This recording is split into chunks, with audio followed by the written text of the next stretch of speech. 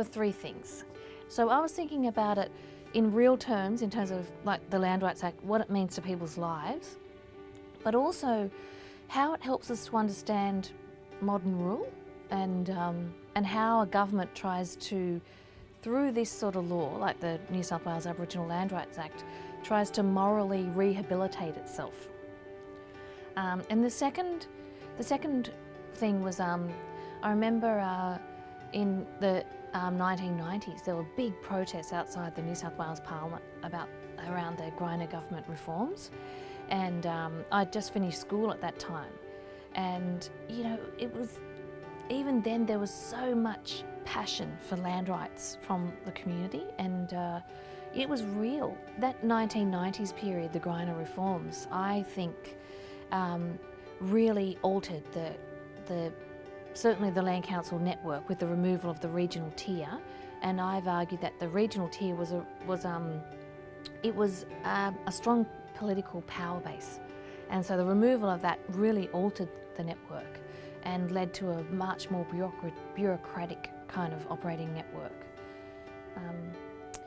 But a further point why I wrote this book was, you know, I was really struck in 2003-2004 when the state government, Shorgie was the minister, sacked the elected council, and nobody said a thing. There were no street protests.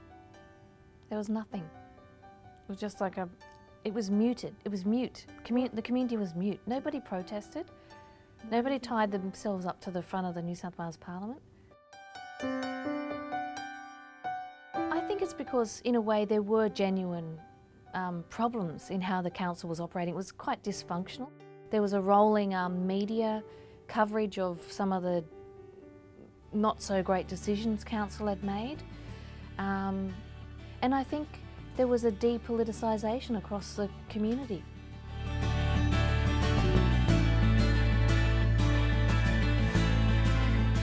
So the Independent Commission Against Corruption,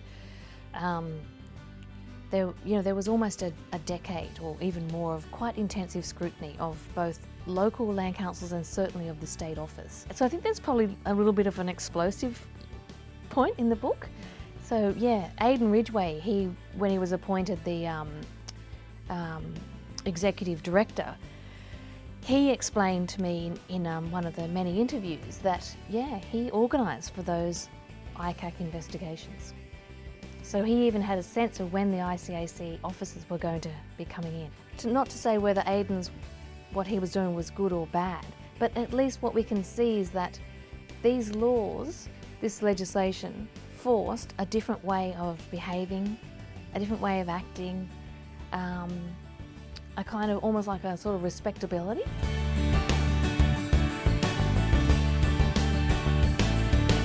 So there's a couple of interesting other books. One is Heather Goodall's Invasion to Embassy, but that stops in 72 with the embassy.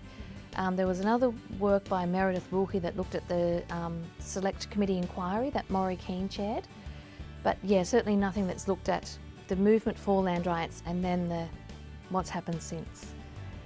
But I would really like to encourage other young Aboriginal researchers to do some more work. And I think there are gaps in this work, and I'd really like to see more research done, especially at the local level.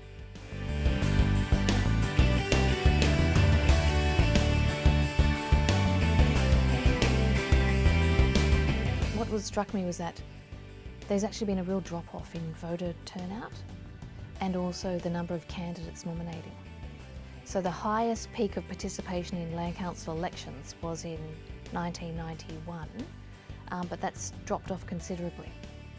And I think in order for the Land Council to be vibrant and for the council to come in with a strong mandate, there needs to be a lot of buy-in from the community, and that buy-in includes voting.